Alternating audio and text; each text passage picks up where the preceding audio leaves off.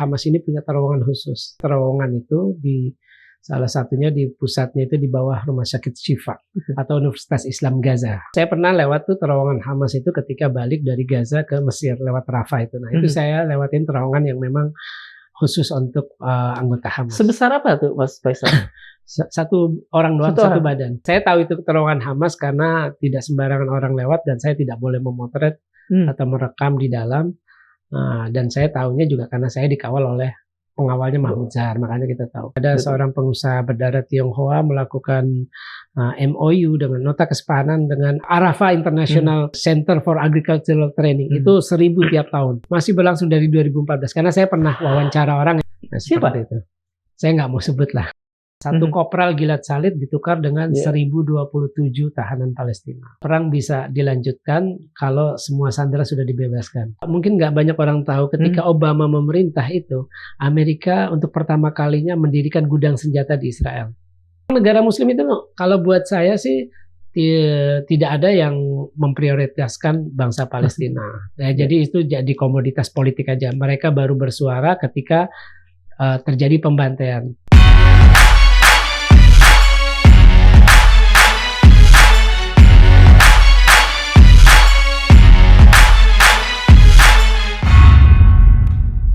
Bismillahirrahmanirrahim. Sobat Madilog, selamat bertemu kembali dengan saya Darmawan Sipriosa. Assalamualaikum warahmatullahi wabarakatuh. Bersama kita telah hadir Mas Faisal Assegaf, dan tentu saja kalau kita kalau forum keadilan atau podcast yang lain bertemu dengan beliau itu biasanya bicara tentang Timur Tengah dan terutama sesuatu yang tengah hangat saat ini adalah Palestina. Mas Faisal, mohon maaf saya harus mengenalkan dulu ya. Mas Faisal ini adalah seorang mantan wartawan majalah Tempo. Beliau terkenal sebagai salah satu wartawan luar negeri saat itu yang terkemuka. Beliau pernah mewawancarai salah seorang pembelot Israel, Mordechai Vanunu. Kemudian pernah juga mewawancarai Mahmud Zahar, salah seorang pendiri Hamas. Beliau pernah ke Palestina, ke Gaza. Pernah juga ke Libya pada waktu Gaddafi jatuh ya. Dan terakhir kemarin tahun lalu pernah ditahan oleh milisi Hizbullah di Libanon. Ini pengalaman yang tentu saja sangat berharga buat Mas Faisal dan juga buat kita sendiri. Mas Faisal, kita mulai saja. Gencatan senjata sudah resmi berjalan. Kemudian IDF juga dipulangkan ke Israel. Ada sambutan yang begitu meriah terhadap gencatan senjata ini. Anda sendiri memandang bagaimana? Apakah ini membawa harapan atau sekedar pernak-pernik dalam sejarah Palestina? Ya, gencatan senjata ini menunjukkan bahwa selama 15 bulan Perdana Menteri Israel berbohong kepada rakyatnya. Kan beberapa kali Netanyahu dan pejabat keamanan lainnya mengklaim bahwa mereka berhasil mengalahkan Hamas. Mereka menguasai utara, tengah, kota mengeliminasi Gaza, Hamas maupun selatan Gaza. Tapi ternyata kita lihat sebelum gencatan senjata itu berlaku, karena kan mundur dari jadwal jam 8.30 waktu setempat atau jam 13.30 siang hari Minggu itu waktu Jakarta, mundur hingga jam 11.15 waktu setempat atau jam 4:15 karena kan nunggu, alasan Israel nunggu nama itu belum nyampe. Nah itu ternyata dari pagi, walaupun Israel belum menyatakan berlaku, dari pagi ratusan pasukan Hamas berparade. Ini kan jadi seolah mengejek Netanyahu, mengejek pejabat intelijen, menelanjangi kebohongan mereka. Iya, malah menelanjangi kebohongan mereka. Mereka telah membohongi rakyatnya bahwa mereka berhasil, pasukan mereka ada di sana. Tapi kenyataannya ternyata mereka belum menyatakan berlaku, baru mundur ke perimeter, peri-peri, pinggiran, ratusan udah ada di sana. Dan itu istilahnya sesuatu hal yang memalukan. Hamas tanpa mengklaim mereka menang, sering-sering mengklaim, tapi itu ditunjukkan dengan ratusan personil Brigade Izzuddin Al-Qassam. Tidak lewat verbal, tapi lewat bukti. Bukti, ya memang benar. Dan ini juga gencatan senjata ini menunjukkan bahwa Netanyahu sudah gagal total dalam perang Gaza.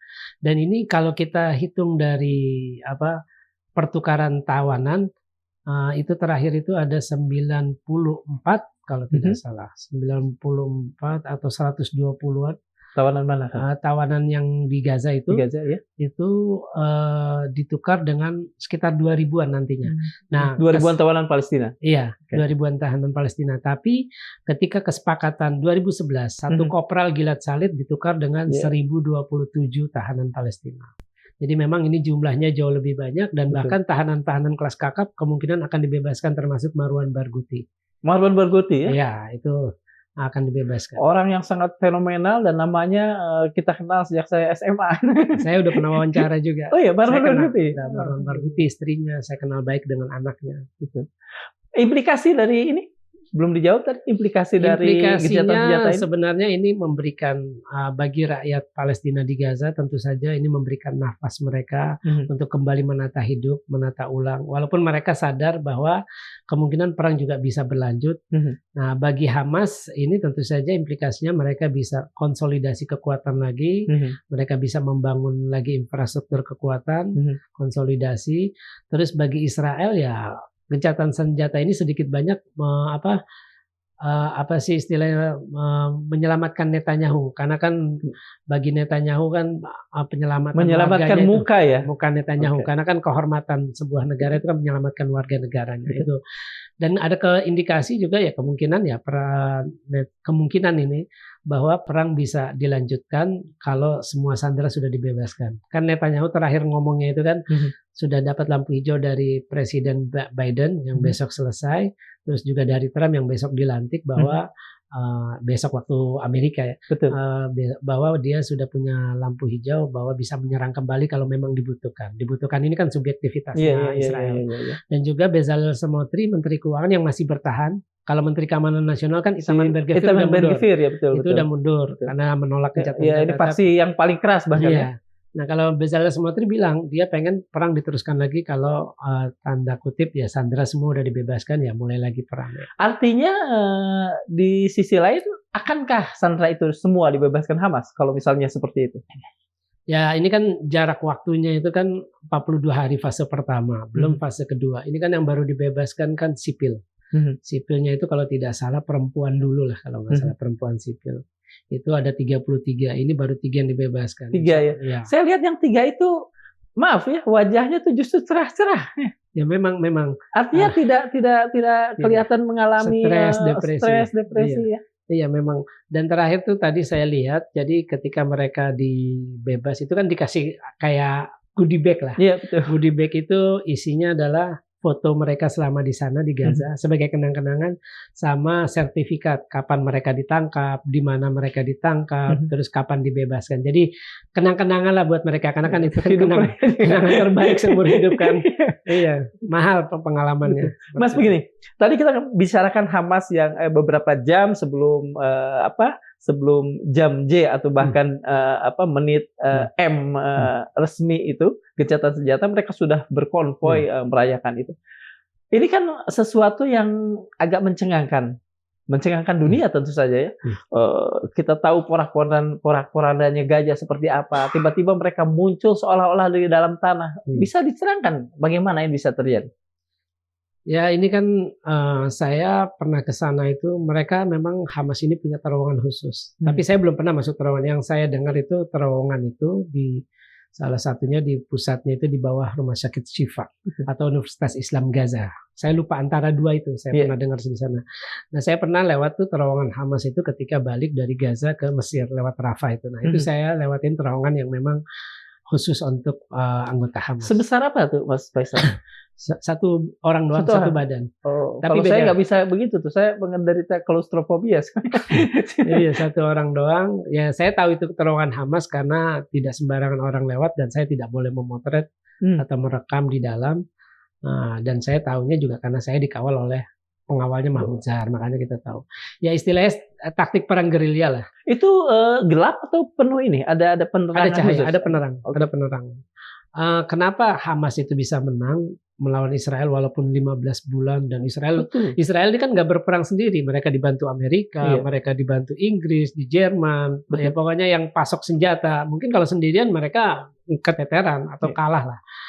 Itu kalau dari motivasi, Hamas ini kan bangsa yang dijajah. Namanya bangsa yang dijajah ya motivasinya beda. Sedangkan tentara itu kan penugasan. Betul. Di mana-mana tentara itu kan ada rasa takut lah.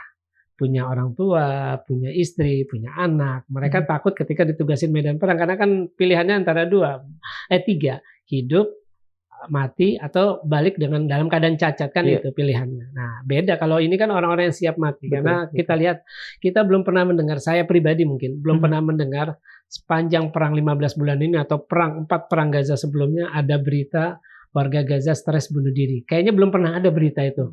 Menurut saya tuh sejauh ini saya belum pernah dengar seperti itu. Artinya kan memang mentalnya sudah terlatih, boleh dibilang ya orang-orang pilihan, ya, dan mereka perang gerilya. Nah, tentara Israel kenapa kalah? Selain tadi motivasinya penugasan, mereka takut mati karena punya orang-orang tersayang di rumah. Terus yang kedua, terakhir kali Israel invasi ke Gaza itu adalah 2014. Artinya Gaza udah ada perubahan. Dan rata-rata yang turun ini kan juga banyak tentara-tentara wajib militer, anak-anak baru lah. Mereka tidak kenal medan, tidak kenal lapangan. Sedangkan yang dilawan orang asli situ, lahir di situ, kenal daerahnya. Jadi mereka tahu kalau misalkan pergerakan pasukan Israel atau tanknya akan bergerak dari mana ke mana, itu tahu di mana harus mencegatkan gitu. Seperti itu. Mas Faisal, sebetulnya apa yang sangat dominan melatar belakangi sehingga gencatan senjata ini terjadi, terutama dari pihak dari pihak Israel? Apakah kondisi dalam negeri atau misalnya tekanan internasional lebih kuat?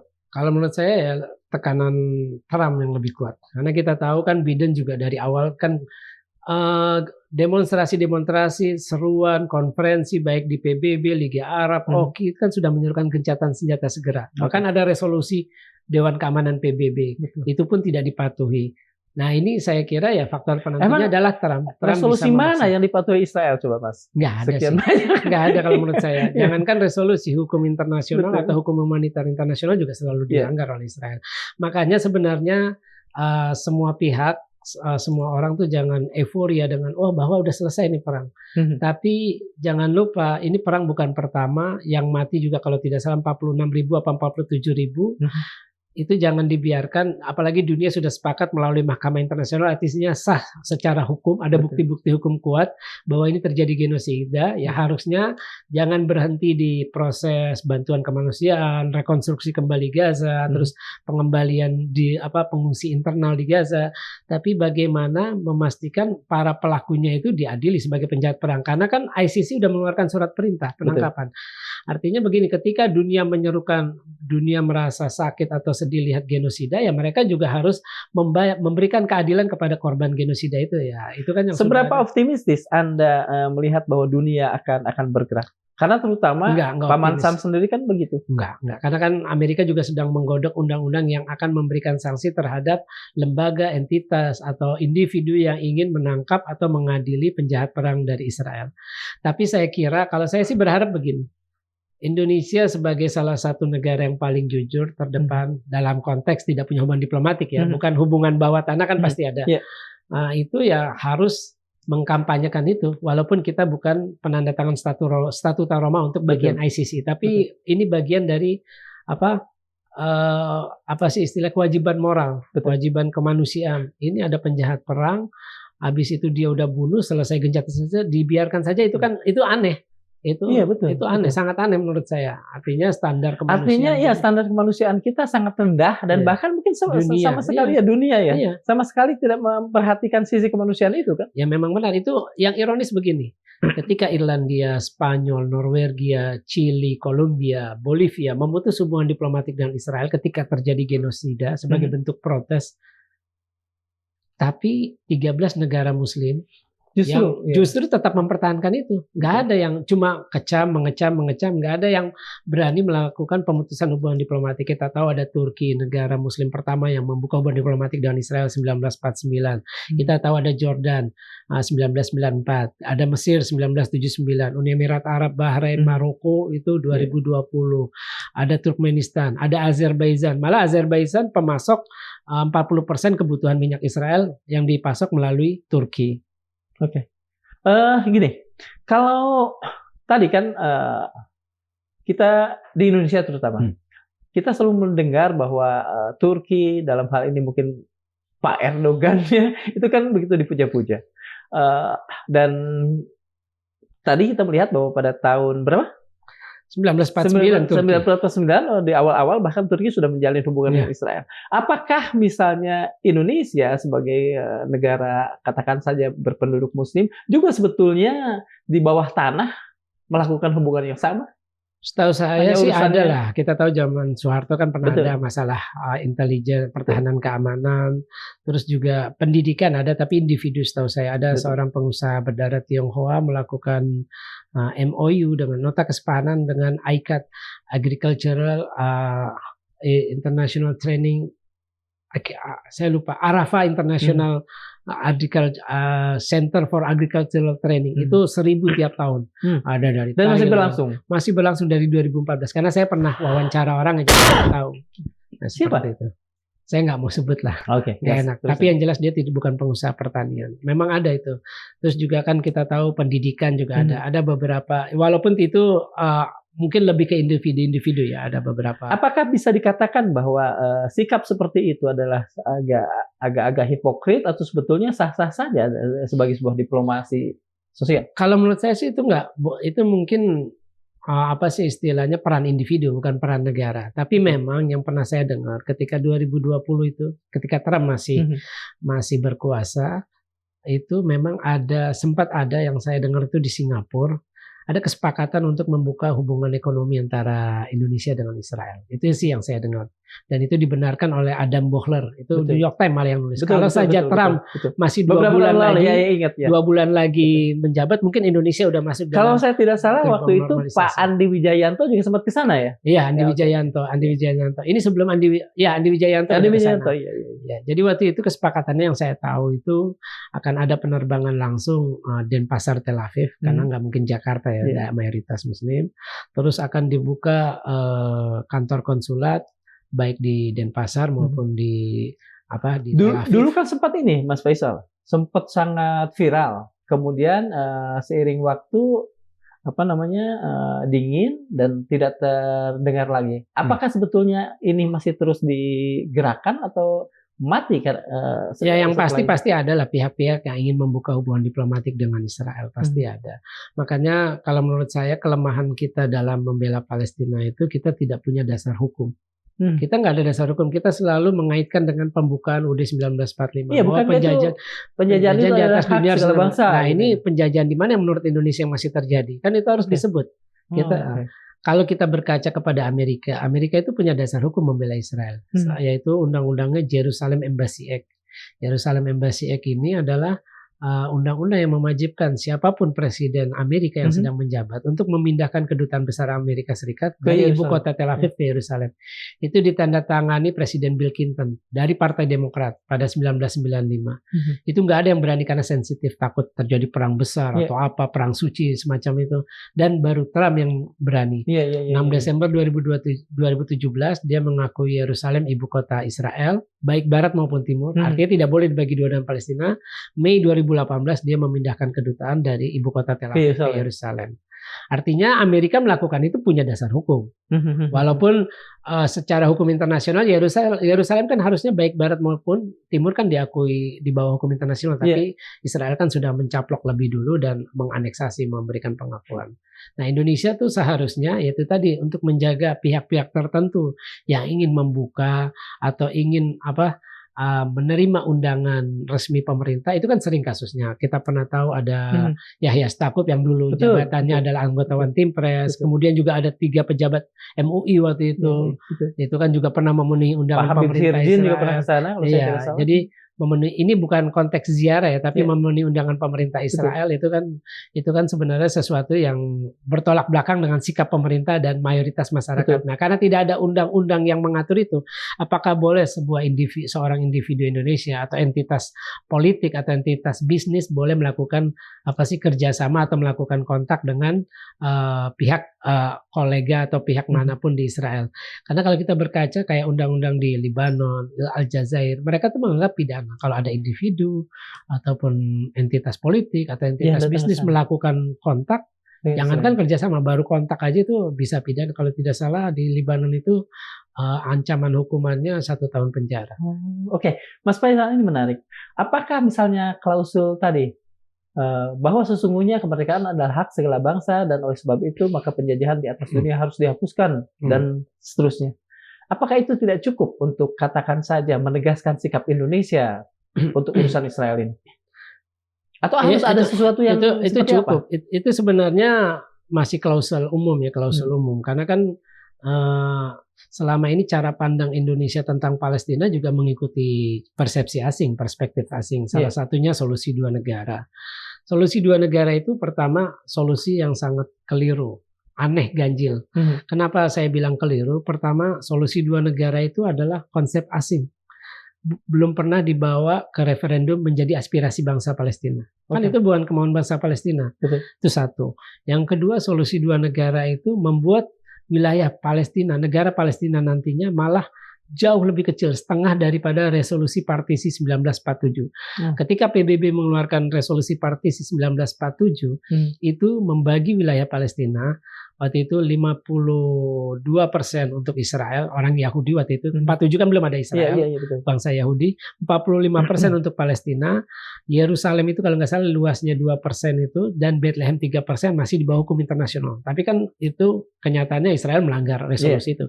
Nah kalau kita memang sedikit, kalau buat saya nggak jujur ketika Indonesia mendukung solusi 2 negara. Kalau mau Indonesia balikin lagi, mereka mendukung perspektif Indonesia mendukung Palestina kembali ke resolusi partisi 1947 bahwa Palestina luasnya 45%. Itu kalau kita ikut solusi 2 negara hanya 22%. Itu teori ya. Di lapangannya bisa lebih kecil lagi. Iya, bisa lebih kecil, mungkin 12%. Karena kita tahu ada tembok pemisah di tepi barat, itu mengambil dari 22% itu mengambil 10%-nya, 12%. Belum perkembangan saat ini. Ini kan masih teori yang beberapa tahun lalu. Seperti itu. Jadi artinya itu kekeliruannya yang kedua. Bahwa itu konsep asing, nggak pernah jadi aspirasi bangsa Palestina karena nggak pernah dibawa ke referendum. Yang kedua malah mengecilkan wilayah Palestina yang seharusnya menurut resolusi PBB ya. Partisi itu. Partisi. Yang ketiga adalah kita ini mengklaim negara demokratis, tapi kita mendukung solusi 2 negara yang bekerja sama, artinya ada sebuah otoritas pemerintahan di Palestina yang dipimpin Fatah, tapi Abbas itu yang sekarang berkuasa tidak pernah mau menggelar pemilihan umum. Artinya kan Abbas itu dia itu menjabat presiden Januari 2005 menggantikan presiden pemimpin Palestina Yasser Arafat yang wafat 11 November 2004.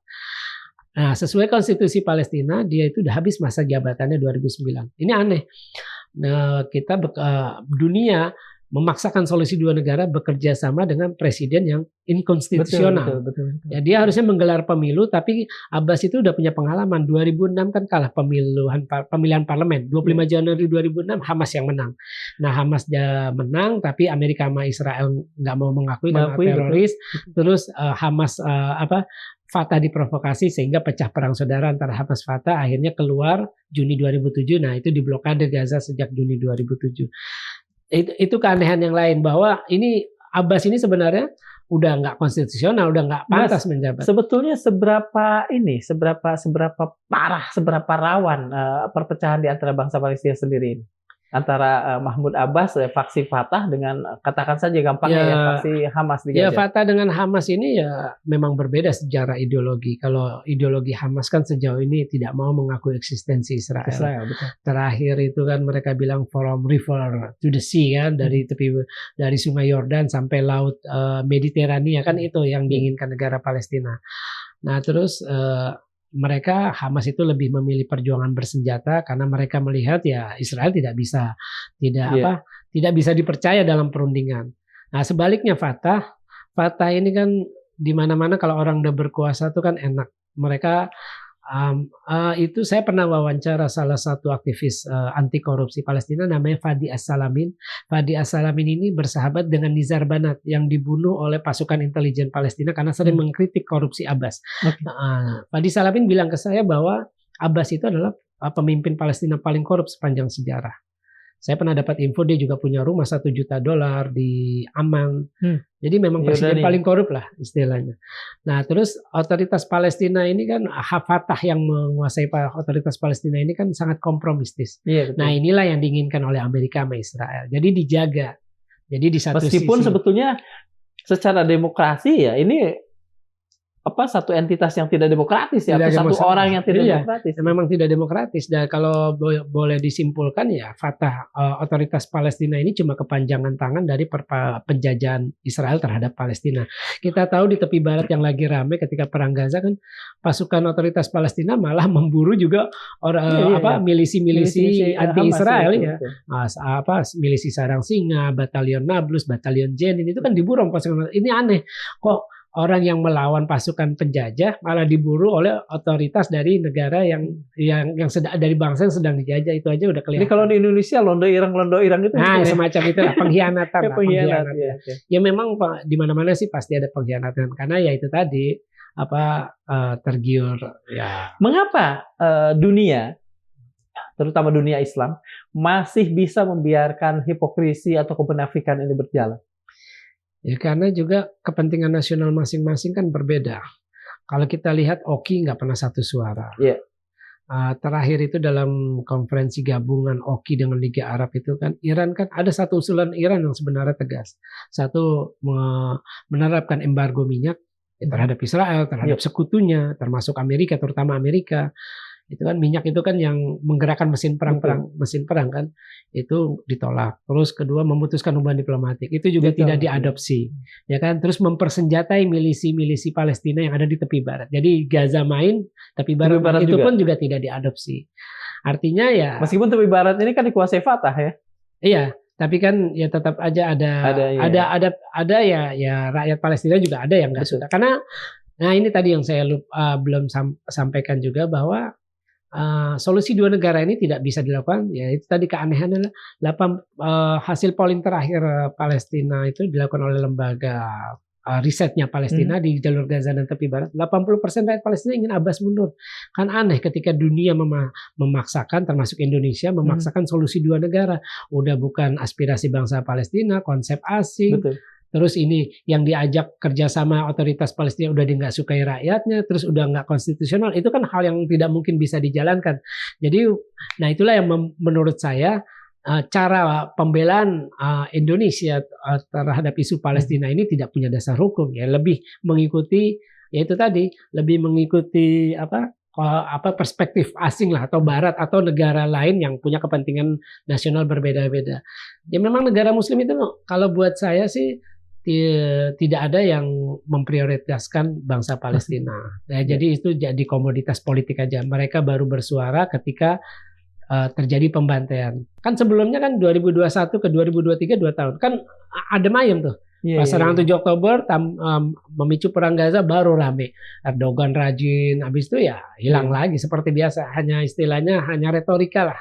Kebanyakan seperti itu. Dan melihat juga bagaimana kondisi dalam negeri ya, seperti Indonesia kan, pemerintahan siapapun lah di Indonesia, ketika misalnya mereka memang harus dalam tanda petik bersolidaritas kepada Palestina, itu semata karena di dalam negeri juga ada orang-orang konstituennya harus mempertahankan konstituennya. Begini, ini dalam soal konstituennya. Pemerintah Amerika juga kan punya konstituen, rakyatnya sendiri ya. Dan rakyatnya sendiri saya pikir bukan rakyat yang tidak tahu sejarah juga. Dalam sejarah kita tahu, paling tidak 3 orang Perdana Menteri Israel itu kan teroris. Menahem Begin, misalnya, kemudian Yitzhak Samir, kemudian Ariel Sharon, itu kan semuanya terlibat dalam pembunuhan, dalam genosida, sesuai dengan tahun-tahunnya masing-masing. Anda punya optimisme nggak bahwa publik Amerika ini makin lama akan makin cerdas untuk mendesak kepada kepada pemerintahnya untuk tidak munafik? Itu sulit ya. Artinya begini, siapapun presiden Amerika, baik Republik maupun Demokrat itu sama saja. Bahkan menurut saya dari semua presiden Amerika selain Harry S. Truman yang paling berjasa bagi Israel karena memberikan pengakuan berdirinya negara Israel 11 menit setelah deklarasi oleh David Ben-Gurion yang kemudian menjadi Perdana Menteri Israel. Itu yang paling berjasa kedua presiden itu adalah ya Trump ini. Kenapa berjasa? Di era pemerintahan pertama dia mengakui Yerusalem ibu kota Israel. Berjasa buat Israel ya? Berjasa buat Israel. Okay. Terus yang kedua dia memindahkan kedutaan. Yang ketiga dia mengakui dataran tinggi Golan wilayah kedaulatan Israel. Itu kan sangat berjasa buat Israel. Artinya memperkuat klaim Israel. Kan Israel kan ada Zionis ini kan ada gerakan negara Israel Raya, ingin ngambil Suriah, ingin ngambil Libanon, Yordania, terus sebagian Saudi, sebagian Mesir. Nah, itu kan artinya apa yang dilakukan Trump ini sangat berjasa dan bersejarah buat Israel. Nah, kalau kita lihat apakah makin cerdas atau akan makin pro Palestina. Nah, ini buktinya Trump yang sangat pro Israel, berjasa Israel bisa terpilih untuk kedua kalinya. Itu aja udah menunjukkan. Udah menunjukkan bahwa ternyata Trump terpilih untuk kedua kalinya. Kapan? Besok ya? Ya kalau Indonesianya kan hari ini, buktinya besok Amerika. Di ini apa namanya diresmikan sebagai presiden. Itu artinya jelas-jelas bahwa ke depan isu Palestina masih akan muram buat orang Palestina sendiri dengan Trump berada di tampuk kekuasaan Amerika ini. Sebenarnya Demokrat kita tahu 15 bulan. Biden kan nggak memaksa itu untuk gencatan senjata. Itu aja udah membuktikan di bawah Demokrat. Dan jangan lupa, mungkin nggak banyak orang tahu ketika Obama memerintah itu, Amerika untuk pertama kalinya mendirikan gudang senjata di Israel. Dan Israel cukup notifikasi, bukan izin ya. Saya mau pakai senjata kamu. Itu bisa. Nggak perlu izin lagi, notifikasi aja, pemberitahuan. Saya mau pakai, ya udah pakai. Dan itu di zaman Obama yang katanya Demokratnya lebih luas atau apa. Kan kita lihat contohnya 15 bulan apa yang dilakukan Biden. Dia nggak bisa paksa Netanyahu. Betul. Nah di Trump ini bisa memaksa. Walaupun Trump dia itu punya proyek baru lagi. Salah satu ingin memperluas perjanjian Ibrahim, artinya menormalisasi, menggandeng negara Arab dan Muslim untuk mau punya hubungan diplomatik dengan Israel. Nah itulah salah satu prioritas utama Trump, karena kan itu bersejarah tuh. Apakah kita Indonesia juga akan kena desakan ini? Saya baca hari ini atau kemarin Trump bilang soal 2 juta orang Gaza ke Indonesia itu. Sebagian, iya. Gimana? Itu kan menurut apa sih istilahnya utusan khususnya dia kan untuk Timur Tengah, Stephen Witkoff kalau tidak salah namanya Stephen Witkoff ya. Ya itu sebenarnya nggak realistis juga karena padahal ada negara di sekitar. Tapi memang kayak Mesir, Yordan itu udah nggak mau nampung lagi. Karena kan udah beda ininya kan apa kondisinya dan juga masalah faktor keamanan semacam itu. Nah, tapi memang ya apa? Di zaman Trump ini ada wacana, bahkan ada sebagian elit politik Israel meyakini bahwa di zaman Trump ini Israel bisa mendapat tepi barat secara keseluruhan. Artinya akan diakui tepi barat sebagai wilayah kedaulatan Israel. Itu wacananya yang sedang ada sebagian elit politik Israel yang meyakini itu. Seperti itu. Mas begini, bicara soal Israel, bicara soal Palestina, tidak bisa kita pisahkan dengan sesuatu, katakan saja yang agama lah, kepercayaan dalam Islam juga ini. Apakah misalnya soal kutukan 8 dasawarsa ini, Mas seberapa yang kuat? Ahmad Yasin. Iya betul. Seberapa kuat Mas memegang adanya kutukan 8 dasawarsa untuk Israel ini? Saya sih tidak terlalu fokus ke isu itu, tapi yang jelas penjajahan Israel atas Palestina. Jadi perspektif ketika kita bilang konflik itu sebenarnya perspektif yang keliru. Perspektifnya adalah penjajahan Israel atas Palestina. Itu juga atas dasar agama. Karena kan Israel bilang kita masuk ke Palestina itu tanah dijanjikan Tuhan. Itu satu. Israel itu kan negara teokrasi. Premisnya agama. Premisnya agama. Bahwa sebelum ada Al-Aqsa di situ ada kuil Sulaiman. Itu kan premis agama. Jadi kalau ada yang bilang bahwa ini bukan konflik agama, agama itulah yang membuat susah. Itu seperti ingat Masjid Babri. Ya di India. Bahwa di India. Bahwa ini dulu adalah kuil Sri Rama. Seperti itu juga. Seperti itu ya. Jadi Israel makanya kenapa saya kesimpulan proposal tesis saya itu Palestina negara hayal, dan salah satunya ya status Yerusalem dan Al-Aqsa ini itu dari perspektif agama, tapi yang bisa indikator yang bisa dihitung atau memang masuk akal rasional itu adalah indikator ekonomi. Artinya begini, Arab Saudi menguasai Mekah Madinah itu adalah devisa sampai akhir zaman. Nah ini menguasai Yerusalem. tanah suci bagi tiga agama. Ya. Betul. Kalau bisa menguasai itu dan keadaan damai, istilahnya nggak akan Orang datang ke sana. orang datang ke sana dan nggak perlu promo wisata kan, nggak perlu Betul. diskon datang ke Mekah, datang ke Madinah kan, Arab Saudi nggak mau dinaikin berapapun orang akan ke sana, kan ada kewajiban agama kan. Betul. Nah sama baik buat di Yerusalem, ada buat Yahudi, buat Muslim, buat Kristen, buat kita itu kan kiblat umat Islam. Ya kan, di situ Nabi Mi'raj. Apakah kiblat rela? Pertama bahkan. Kiblat pertama ya. Apakah rela umat Muslim sedunia termasuk dari Indonesia kalau Israel menghancurkan itu karena dia yakin ingin membangun kuil suci, karena di situ dulu kuil suci pertama dan kedua, kuil Sulaiman itu kan nggak akan ada. Nah itulah yang membuat penjajahan ini akan sulit diselesaikan. Sebenarnya dunia ini sebenarnya sudah kebingungan mau mulai dari mana. Saya ingin masuk ke yang tadi soal mengapa terminologi yang dipakai adalah konflik, dan kemudian makin lama juga kita makin tidak sadar dan menggunakan terminologi konflik alih-alih penjajahan tadi.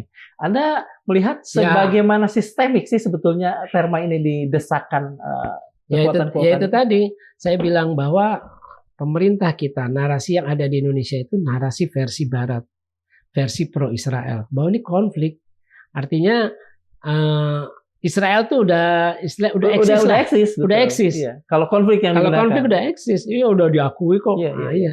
Nah itu tadi saya bilang, makanya kita tidak punya dasar hukum dalam membela Palestina. Makanya narasi-narasi kita narasi Barat, konflik padahal jelas penjajahan. Nah kan kita selalu membela Palestina mengaitkan ke pembukaan. Itu kan bukan konflik, bahwa penjajahan di atas dunia walaupun tidak disebut Palestina, makanya harus diturunkan. Kita harus pakai cara pandang Indonesia sesuai nilai-nilai Indonesia dan pengalaman Indonesia sebagai bangsa yang pernah dijajah. Makanya saya berharap ya di pemerintahan Prabowo ini ya pemerintah dan DPR punya gagasan, punya usulan mulai membahas tentang undang-undang yang mengenai Palestina. Amerika kan seperti saya sebutkan tadi punya Yerusalem Embassy Act. Itulah dasar hukum mereka membela Palestina. Mereka nggak peduli lagi masalah hukum internasional. Mereka punya dasar hukum dalam negerinya kok untuk membela Palestina. Untuk membela Israel. Nah kita ya harusnya juga berlaku seperti itu. Kita harus ada sesuatu yang diturunkan ya, terutama dari pembukaan tadinya. Iya, harus ada aturan turunannya. Oke.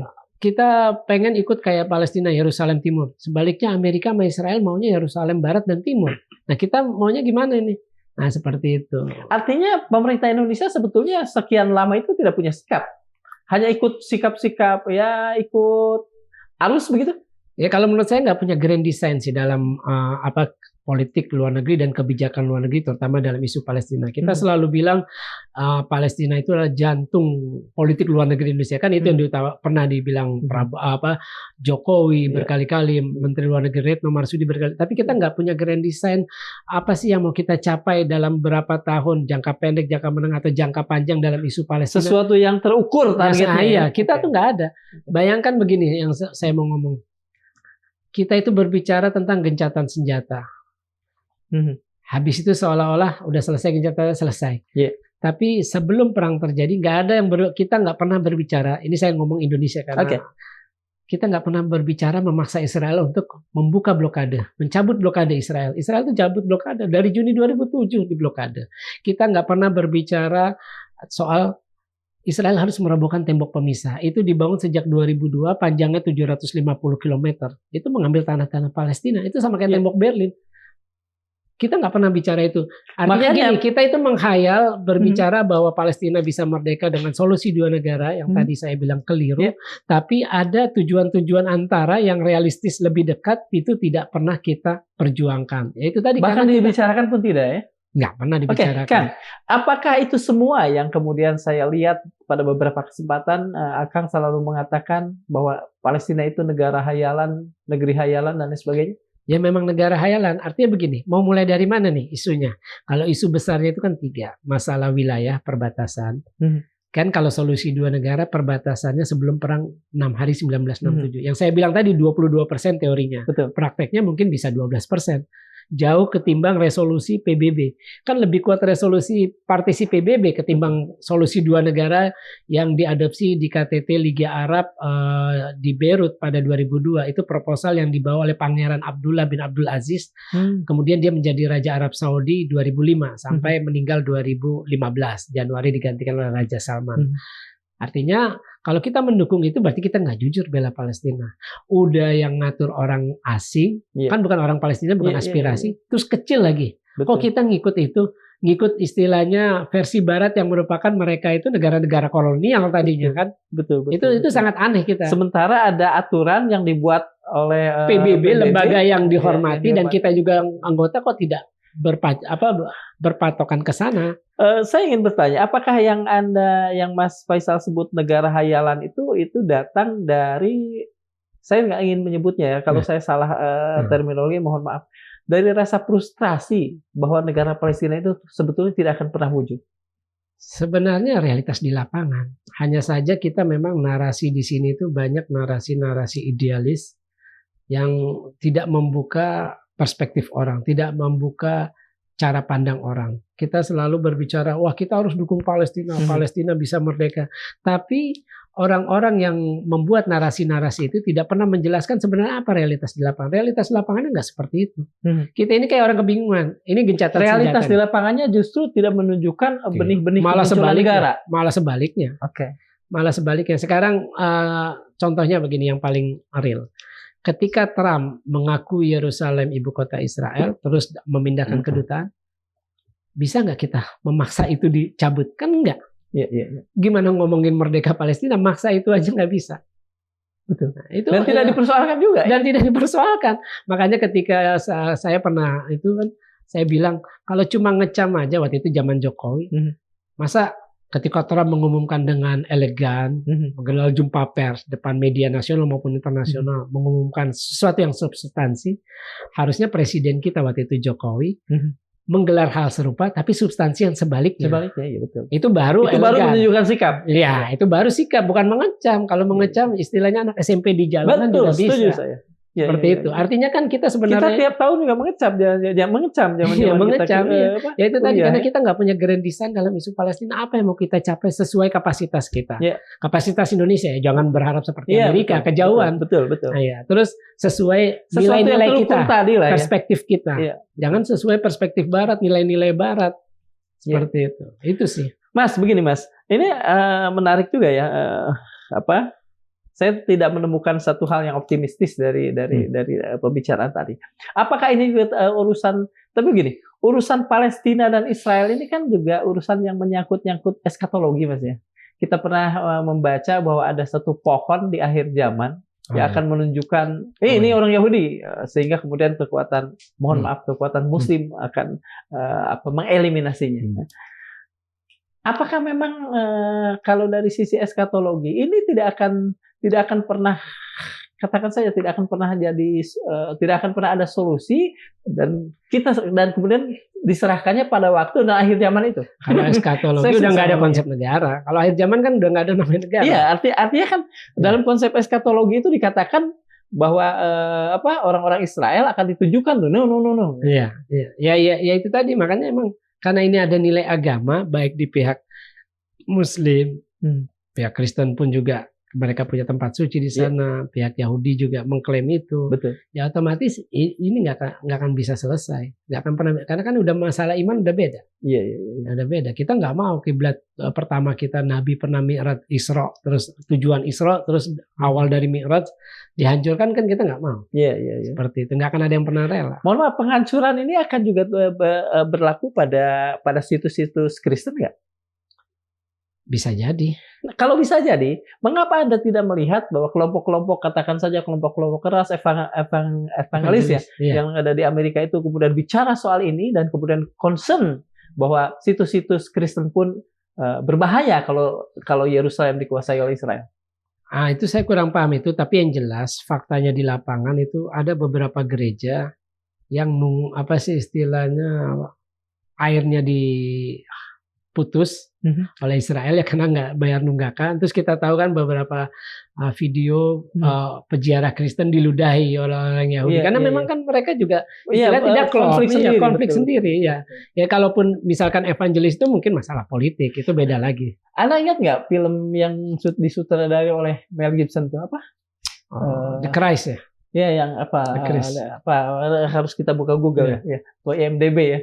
Tapi kan film itu kemudian memunculkan sentimen negatif terhadap Yahudi saat itu di kalangan orang-orang Kristen. Apakah sikap ini kelihatannya akan muncul seiring dalam tanda petik kedewasaan sejarah di kalangan Kristen? Mungkin karena isu ini mayoritas Yahudi versus Muslim, mungkin itu yang nggak terlalu kelihatan, nggak terekspos kalau menurut saya. Oke. Karena kan mayoritas warga Palestina itu kan Muslim, mayoritasnya. Betul. Nah, iya kan melawan Yahudi. Kayaknya Kristennya itu narasinya itu agak terpinggirkan lah. Betul. Agak terpinggirkan.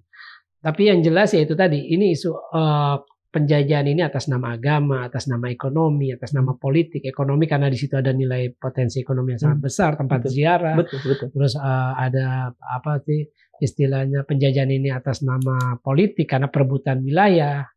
Nah, itu kan jadi ini sulit, udah campur aduk. Ya sebenarnya dunia tuh udah kebingungan mau mulai dari mana sih nyelesain Palestina.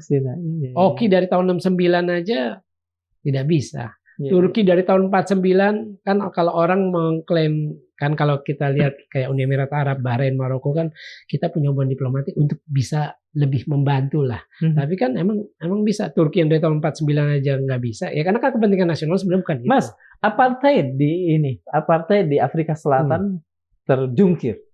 Sementara sekarang kan isu apartheid ini sebetulnya sudah nempel dengan Israel. Apakah dengan penempelan isu baru apartheid, dalam tanda petik baru lah ya, dengan penempelan isu apartheid ini Israel juga akan turut paling tidak mengalami kesusahan lah di dalam pergaulan dunia? Kalau saya lihat isu apartheid ini terkait kan ada solusi 2 negara, ada solusi 1 negara. Saya lupa kalau nggak salah ada solusi 3 negara lah, kalau tidak salah. Solusi 1 negara itulah yang memunculkan apartheid. Artinya ketika orang berbicara apartheid itu kan konsep 1 negara. Iya, betul. Sedangkan ini orang yang nggak mau 1 negara. Nah, Yahudi ini sebenarnya, Israel ini sebenarnya, Zionis ini sebenarnya diskriminatif. Karena di Israel itu sendiri Yahudi Ashkenazi itu kelompok elit kelas 1. Betul. Terus di bawahnya Yahudi Separdi, Yahudi Mizrahi.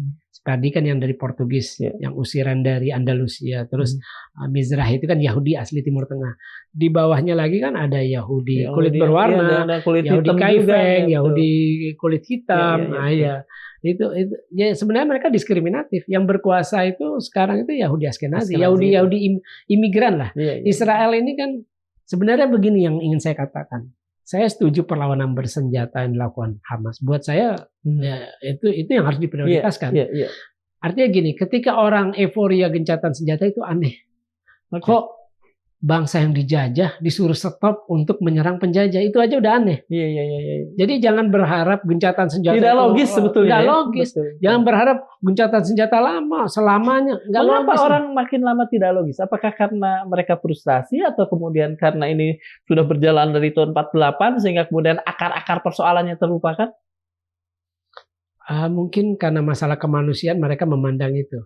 Tapi membiarkan bangsa Palestina dijajah itu jauh lebih bencana kemanusiaannya jauh lebih besar. Itu dari tahun 48. Betul. Jadi aneh ketika 80 tahun. Iya, jadi aneh kalau ada orang setuju gencatan senjata permanen. Kok orang nyerang penjajah, bangsa yang dijajah nggak boleh nyerang kayak sama kita. Ketika kita tahun 40-an gitu ya diminta untuk tidak menyerang Belanda. Itu kan aneh. Sementara Belanda menjajah.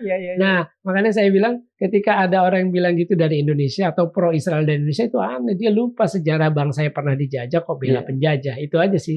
Menurut saya itu. Nah, ini narasi-narasi ini sebenarnya kita kalah. Kita ngomong konflik padahal aslinya penjajahan. Itu narasi-narasi. Orang Islam itu lebih kenal Yerusalem daripada Al-Quds. Iya kan? Betul. Ya kan? Terus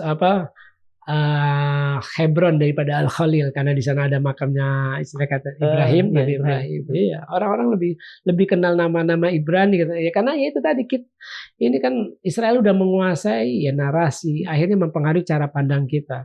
Itu yang sangat disayang. Makanya saya pikir ya Indonesia itu perlu dasar hukum. Dasar hukum itu ya berdasarkan nilai-nilai kita, pengalaman kita, perspektif kita dalam memandang isu Palestina. Mas, ini ada hal yang menarik. Tanggal 14 Januari kemarin itu ada wawancara di Al Jazeera. Yang diwawancara adalah sejarawan Ilan Pape. Oh, Ilan Pape, Profesor Ilan Pape, ya, profesor sejarah. Ya, saya kenal orang yang di persona non grata oleh Israel sendiri. Iya. Oke. Dia mengatakan bahwa imperium-imperium besar itu selalu mengalami kehancuran, ambruk setelah mereka berada pada puncak kegilaan. Dia mengatakan bahwa puncak kegilaan Israel ini sedang berjalan, sehingga sebetulnya dia percaya bahwa ini adalah akhir-akhir dari neo-Zionisme lah, katakan saja. Anda punya pendapat tentang ini? Kalau saya, hal itu bisa terjadi, tapi kenyataannya kan oposannya tidak solid. Artinya gini, orang yang membela isu Palestina itu tidak sesolid orang yang membela Israel. Coba lihat, Trump itu melanggar semua, ya orang nggak nyangka Trump bakal ngaku itu, terus juga memindahkan kedutaan. Itu kan kebijakan yang tidak populis, makanya ada demo. Betul. Tapi karena dia solid, dia jujur. Menurut saya orang-orang pembela Israel semacam Trump ini adalah orang yang jujur. Artinya gini, harusnya Trump ini jadikan teladan para pemimpin negara Arab dan Muslim dalam membela isu Palestina. Tapi kan itu nggak mungkin. Apa yang dimaksud jujur dalam hal ini? Jujur dalam arti ya mereka sebenarnya bisa sesuai kapasitasnya. Artinya gini, ketika negara Arab itu melakukan blokade minyak, itu kan mereka memang punya sumber minyak, mereka memproduksi, mereka eksportir terbesar, dan Amerika, Israel itu salah satu konsumen terbesar dari minyak-minyak oki, kan mereka bisa melakukan itu kalau mereka mau jujur, kecuali mereka tidak punya. Mungkin gini, arti kata jujur di sini lebih pada ini ya, lebih pada konsisten terhadap sikap. Kalau orang-orang Arab itu menyatakan bahwa mereka bersikap sedikit anti-Yahudi, bukan anti-Yahudi, anti-Zionis Israel, ya mereka harus konsisten dengan sikap itu. Apakah begitu, Mas? Konsistensinya dengan tadi, punya minyak, mereka melakukan BDS blokade, blokade. Ya, seperti itulah. Artinya gini, negara-negara Muslim itu selalu menyatakan pro-Palestina, tapi nggak ada yang terang-terangan anti-Zionis. Kan nggak ada. Indonesia juga nggak menyatakan, nggak ada, cuma ya kita pro-Palestina. Berbeda dengan apa yang dilakukan Iran dan milisi-milisi bentukannya. Kan mereka jelas anti-Zionis, makanya mereka nyerang. Kan negara-negara ketika perang Gaza itu kan yang nyerang semua milisi Syiah. Betul. Apa istilahnya, kecuali Hamas Jihad Islam, tapi kan itu juga didanai, didukung, dipersenjatai, dilatih juga kan Syiah. Al-Hussiyun di Yaman Syiah, milisi Syiah di Irak Syiah. Gitu. Jadi kalau ada yang bilang, wah itu kan Syiah. Apakah bisa kita katakan bahwa orang-orang Syiah dalam hal ini lebih konsisten dengan ukhuwah Islamiyah mereka? Mohon maaf. Ya saya kira ya itulah faktanya. Sedangkan orang-orang Sunni walaupun dia tanda kutip Sunni, ya walaupun dia punya kemampuan, tapi itu tidak dipakai. Ya memang itu tadi. Karena apa yang membedakan itu? Ini agak melenceng sebetulnya. Apa yang membedakan sikap itu? Ya, sikap orang Syiah lebih konsisten, sikap orang Sunni tidak. Kalau saya lihat begini, Iran itu kan ketika pecah revolusi Islam Iran itu kan mullah yang berkuasa kan jargonnya itu atau apa sih istilah platform supaya dia kuat, solid itu kan anti-Zionis. Nah itu itulah yang dipakai oleh Iran seterusnya kan. Mereka membentuk Hizbullah tahun 85 atau 82 itu. Pokoknya setelah invasi Israel ke Lebanon, terus mereka membentuk bantu Hamas, Jihad Islam. Terus mereka juga mendukung Al-Hussiyun di Yaman, terus mendukung milisi Syiah di Irak. Itu kan ya karena mereka jargonnya itu jelas anti-Zionis. Nah itu jadi memang jelas. Jadi yang mereka kedepankan anti-Zionis.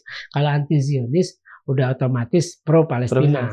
Tapi kalau pro-Palestina belum tentu anti-Zionis. Artinya yang anti-Zionisnya lihat-lihat dulu, kalau ada cuan ya nggak juga. Ya maksud saya seperti itu ya. Artinya kan nggak mungkin juga kita mengharapkan 6 negara Arab super tajir di Teluk, Arab Saudi, Uni Emirat Arab, Qatar, Bahrain, Oman, dan Kuwait itu menyerang Israel, nggak mungkin.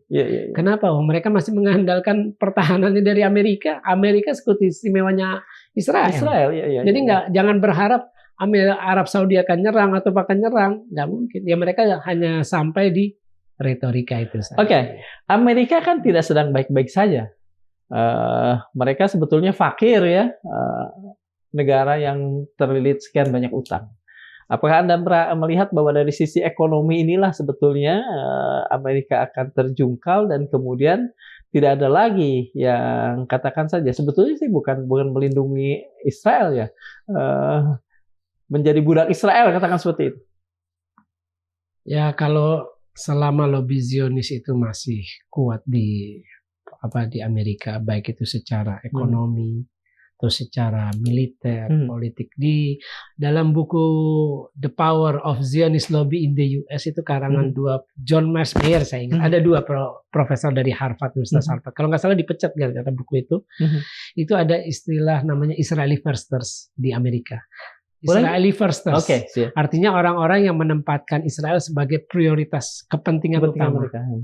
Nah, jadi orang-orang ini ya bisa konglomerat. Makanya kita lihat ada Sheldon Adelson, walaupun dia keturunan Yahudi ya. Terus ada dulu Irving Moskowitz, yang raja, ini kan raja kasino semua nih dua-duanya kan. Terus juga kalau politik ya banyak lah kan, ya semua kan senator itu anggota Kongres kan didanai oleh AIPAC. Mereka AIPAC ya. Begitu mereka agak kurang baik dengan AIPAC, tiba-tiba muncul berita-berita buruk tentang mereka kan tahun-tahun kemarin gitu. Iya, seperti itulah. Jadi selama kekuatan lobby Zionis itu masih kuat di sana, karena kan yang dukung juga mereka, kan yang menggerakkan Wall Street Journal semacam itu kan. Media juga banyak punya orang Yahudi. Iya, betul. Jadi New York Times yang kita tahu ya, Washington Post juga. Nah, artinya kan istilahnya mereka bisa membentuk opini publik. Selain pasokan uang, ya mereka juga bisa kebijakan politik maupun apa yang bisa membuat lobby-lobby Yahudi ini rontok pada saatnya? Tapi bukan sesuatu yang sifatnya tadi eskatologi, mengandalkan pada hal-hal dogmatis. Sebenarnya ini kalau kita lihat ini artinya begini. Kekuatan lobby Zionis ini di dunia, terutama di Amerika, yang saya tahu sih di Amerika dengan Inggris kan kekuatannya, karena di sana ada Rothschild kan di Inggris itu kan keluarga yang berjasa dalam membantu pendirian Israel, keluarga Rothschild. Sebenarnya intinya di kitanya sendiri, karena orang-orang itu merasa satu, wah tujuan kita sama nih, kita solid yuk, gitu kan? Orang-orang Yahudi konglomerat itu mengumpulkan dana untuk disalurkan salah satunya ke organisasi Jewish National Fund. Itu mereka duit-duit itu dipakai untuk membeli tanah-tanah orang Palestina.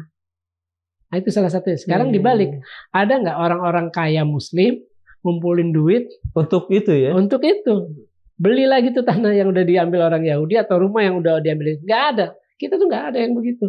Artinya konsep kita tuh nggak istilahnya kita nggak solid sebenarnya. Apakah karena kalangan Muslim katakan saja seperti itu, kalau kita kalau kita setuju bahwa kebanyakan pendukung Palestina ini orang Muslim misalnya, miskin-miskin atau apa, atau urusan uang, atau sebetulnya non urusan uang yang lebih dominan dalam persoalan ini? Saya kira non urusan uang sih. Non urusan uang, karena saya lihat ini Zionis ini kan gerakannya kelihatannya solid ya, sangat solid. Makanya mereka tadinya itu kan imigran itu dimulai abad ke-19 sebenarnya. Kemudian diperkuat oleh deklarasi Balfour 1917. Ya, 2 November 1917. Nah, itulah Inggris juga ya akhirnya. Inggris juga. Jadi Inggrisnya sebenarnya punya dosa yang sangat besar kepada. Mengapa Inggris dengan dosa sebesar itu dari mulai kan mereka juga sebetulnya kan bikin buku putih ya tahun 47 itu. Buku putih imigrasi yang menutup peluang orang-orang Yahudi untuk datang. Mengapa Inggris saat ini dengan dosa sebanyak itu mulai dari deklarasi Balfour seolah-olah agak tercerabut dari persoalan Israel Palestina ini? Karena mereka bukan lagi adidaya.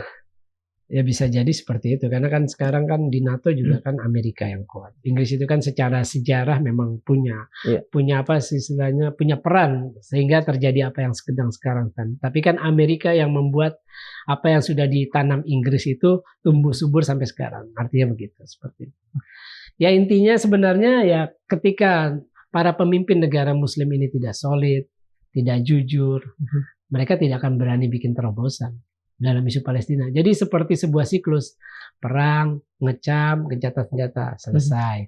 Perang, ngecam, gencatan senjata. Jadi seperti itu aja. Jadi nggak ada yang signifikan lah. Istilahnya Kalau main bola itu sebenarnya kita cuma main setengah lapangan. Jadi dengan kata lain, gencatan senjata saat ini pun ya hanya pernak-pernik dari sebuah sejarah panjang Iya, iya, penjajahan Palestina terhadap penjajahan Israel terhadap Palestina. iya, memang benar. Ini cuma sebuah, kalau misalkan begini, kalau Hamas tidak pernah menyerang Israel, terutama yang 7 Oktober 2023, itu tidak akan kebuka semua kebobrokan, baik di Barat maupun di Muslim sendiri. Oke. Ya, tadi seperti saya contohkan, ketika negara-negara seperti Norwegia, Irlandia, Spanyol, Bolivia, Chili, Kolombia memutuskan hubungan diplomatik, negara Muslim kelihatan apa sih istilahnya hipokritnya, nggak mau dia memutuskan hubungan, padahal itu ya tanda kutip mayoritas Muslim itu yang dibantai. Itu kan kelihatan sekali. Betul. Jadi apa yang dilakukan Hamas ini membuka semua kebobrokan, baik itu kebobrokan PBB yang nggak bisa apa-apa, atau biasnya dukungan Amerika terhadap Artinya Israel. Dengan sekian banyak, dengan 46.000 meninggal tadi, dengan sekian banyak kehancuran, sebetulnya serangan 7 Oktober itu blessing buat Palestina ya? Nah, iya, jelas itu blessing. Artinya begini, Hamas berhasil membuat mata dunia terbuka. Karena kan kita tahu, gini, masalah ini kan orang udah bingung mau mulai dari mana nyelesainnya. Terus Palestina pernah dilupakan ketika, makanya di salah satu proposal saya itu kesimpulannya, Palestina itu negara hayalan karena kita ini dunia makin tua, kita akan menghadapi isu-isu yang mengancam peradaban manusia. Kita pernah salah satunya pertama apa sih istilah krisis iklim, suhu bumi naik, itu kan otomatis kenaikan permukaan air laut, banyak yang terancam hilang pulau atau wilayah, terus kemudian juga perlombaan senjata nuklir atau senjata konvensional yang sekarang makin mematikan kan, terus juga pandemi. Ketika pandemi COVID-19 kan mulai 2020 dunia nggak ada yang ngomongin Palestina. Semua punya kohesi terhadap isu yang mengancam peradaban manusia, ya politik berhenti, sosial, ekonomi, bahkan keagamaan juga istilahnya kayak stagnan, sekarang kan disrupsi, mengalami gangguan. Nah itu seperti itu nantinya. Palestina itu akan jadi sebuah isu lokal karena orang sudah bingung, sudah capek, sudah frustasi. Ya itu tadi karena tidak solid. Tidak solid itu ya karena sama-sama tidak jujur, masing-masing para pemimpin negara muslim ini nggak jujur mereka. Jadi yang paling kuat sebetulnya, narasi yang paling kuat tentang Palestina Israel ini adalah narasi eskatologis dok. Suatu saat di akhir zaman akan ada pertempuran. Kan begitu ya karena kita dengar dari kecil. Ya kalau itu ya itu ngomongin dari segi agama ya. Betul. Tapi kalau dari politiknya ya istilahnya mereka harus. Tidakkah fakta-fakta politik kemudian menunjukkan doktrin dogma agama ini memang iya, makanya saya kesimpulannya Palestina negara hayalan. Sejalan itu ya, karena ada faktor agama yang tidak bisa dipisahkan dari isu penjajahan Israel atas Palestina. Tapi yang sebenarnya yang perlu dilakukan pemerintah Indonesia adalah memperbaiki narasi dalam isu Palestina ini sendiri. Ini pertanyaan terakhir Mas. Prabowo kan jelas-jelas tuh udah ngomong juga, baru belum 3 bulan udah ngomong juga soal solidaritas Palestina dan sebagainya. Apakah dengan komitmen seperti itu dari seorang kepala negara akan ada langkah yang lebih maju, yang lebih terarah, yang lebih terukur dari Indonesia dalam hubungannya dengan solidaritas Palestina ini? Ya, dalam kapasitas Indonesia, Presiden Prabowo sebagai pemimpin dari Indonesia, ya dia harus pertama membuktikan komitmennya untuk mengevakuasi 1.000 korban luka. Kan itu yang diucapkan di Shangri-La Dialog sebelum dia dilantik. Kemudian dalam pidato pelantikan dia juga mengungkapkan itu. Artinya dia ini udah gencatan senjata, ada kesempatan kalau tidak salah hari ke-7 korban luka bisa keluar dari Gaza untuk dirawat. Nah, inilah kesempatan untuk Prabowo pertama membuktikan komitmennya, itu satu. Yang kedua, saya kira ya Prabowo untuk menunjukkan bahwa dia jujur sebagai pemimpin membela Palestina, ya dia harus datang ke Gaza. Kenapa itu penting? Karena pemimpin dari sebuah bangsa yang pernah dijajah datang ke wilayah bangsa yang sedang dijajah, itu kan sebuah perlawanan yang elegan terhadap Israel sebagai penjajah dan Amerika sebagai pendukung penjajah. Itu yang kedua. Yang ketiga yaitu tadi kita harus membuat dasar hukum, dalam hal ini undang-undang turunan dari amandemen itu, untuk mengatur pembelaan, ya. sikap kita terhadap Palestina menurut kita ya nilai-nilai, perspektif berdasarkan nilai-nilai dan pengalaman sejarah kita. Itu. Jadi jangan lagi mengekor kepada pihak asing atau barat dalam isu pada arus Palestina. besar mainstream yang sebetulnya tidak sesuai dengan Iya, sebenarnya malah bukannya membela Palestina itu, mengerdilkan Palestina. Betul. Oke. Terima kasih sekali nih Mas Faisal. Sobat Madilog, jadi setelah perjumpaan dan obrolan kita, hanya satu hal yang ingin kita tunggu adalah kedatangan langsung Pak Presiden kita, Pak Prabowo Subianto ke Gaza. Insya Allah. Terima kasih Mas Faisal. Sama-sama. Assalamualaikum warahmatullahi wabarakatuh. Waalaikumsalam warahmatullahi wabarakatuh.